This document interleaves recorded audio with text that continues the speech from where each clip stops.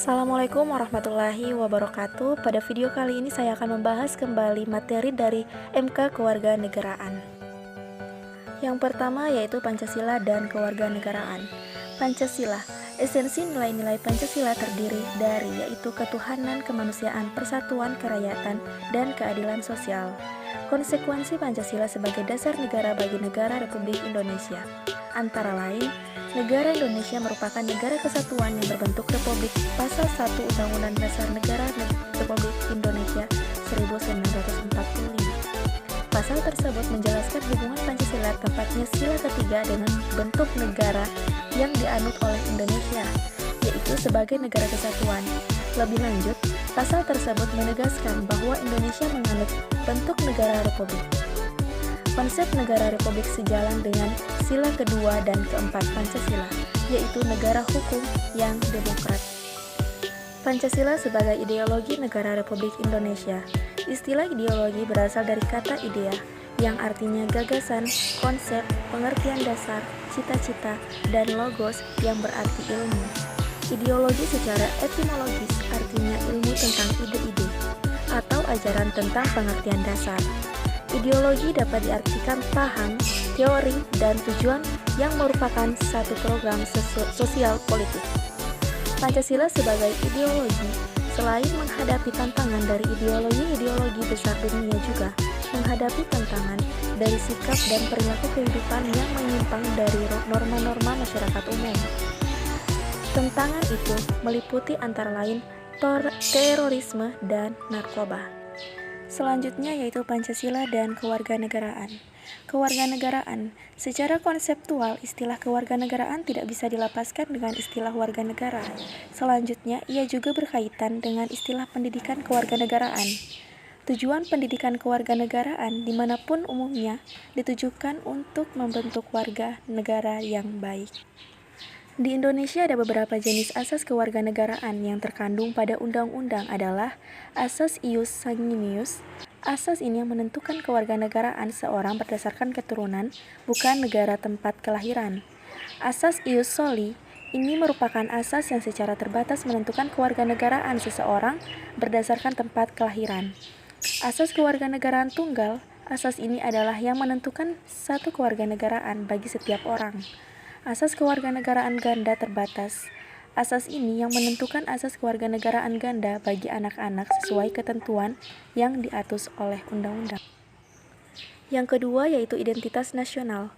Identitas nasional adalah kepribadian nasional atau jati diri nasional yang dimiliki suatu bangsa yang membedakan bangsa satu dengan bangsa yang lainnya. Identitas nasional dalam konteks bangsa cenderung mengacu pada kebudayaan, adat istiadat, serta karakter khas suatu negara. Sedangkan identitas nasional dalam konteks negara tercermin dalam simbol-simbol kenegaraan seperti Pancasila, bendera merah putih, bahasa nasional yaitu bahasa Indonesia, semboyan negara yaitu Bhinneka Tunggal Ika, dasar falsafah negara yaitu Pancasila, konstitusi atau hukum dasar negara yaitu Undang-Undang Dasar 1945, serta bentuk negara kesatuan Republik Indonesia yang berkedaulatan. Terdapat dua faktor penting dalam pembentukan identitas nasional, yaitu faktor primordial dan faktor kondisional. Identitas nasional merupakan jati diri bangsa yang bersifat dinamis dan khas yang menjadi pandangan hidup. Politik identitas adalah nama dan untuk menjelaskan situasi yang ditandai dengan kebangkitan kelompok-kelompok identitas sebagai tanggapan untuk resepsi yang memarginalisasikan mereka di masa lalu. Namun, dengan berlimpahnya keanekaragaman di Indonesia juga memiliki kelemahan. Yang pertama, kelemahan keanekaragaman Indonesia yaitu perbedaan budaya.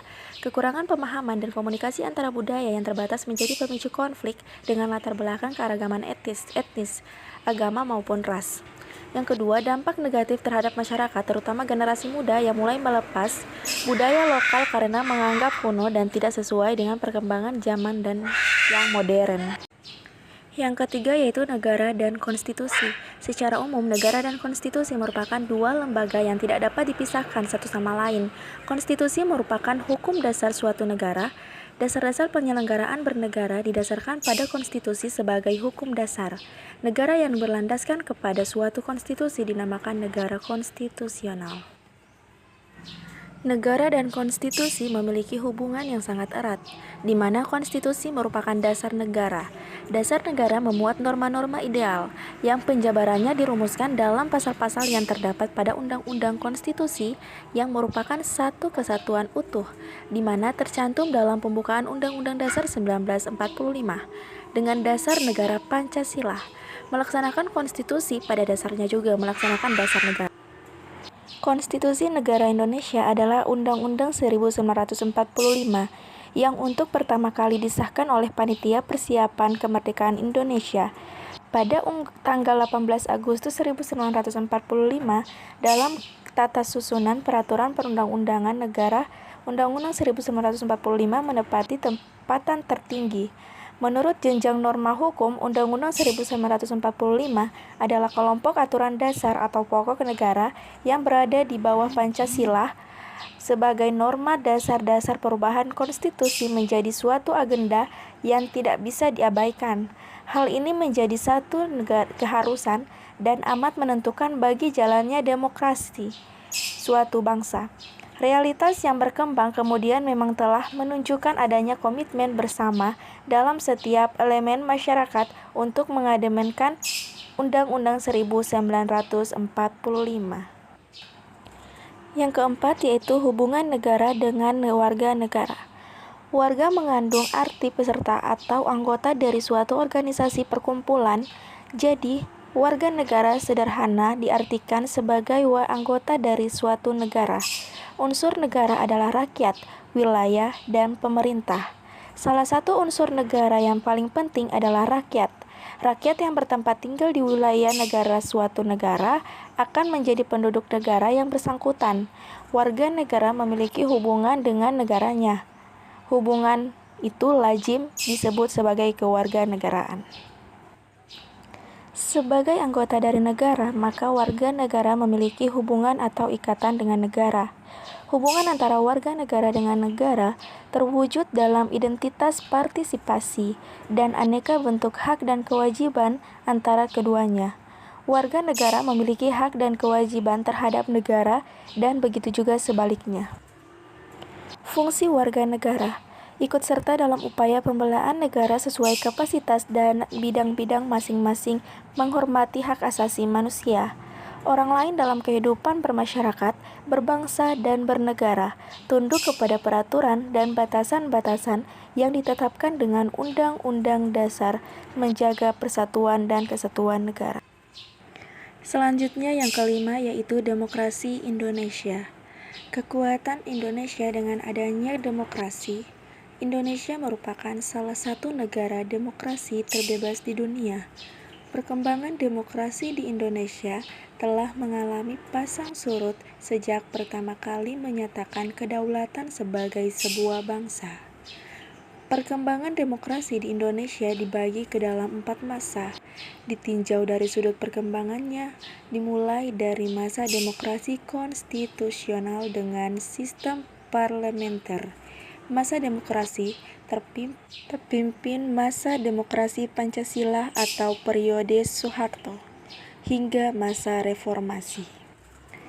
Tahapan perkembangan demokrasi di Indonesia menampilkan gerak perkembangan ke arah menyempurnakan demokrasi itu sendiri.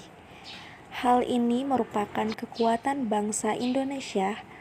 Pengalaman perkembangan menandakan gerak perbaikan dari masa ke masa menuju demokrasi sejati yang benar-benar mewujudkan kesejahteraan masyarakat.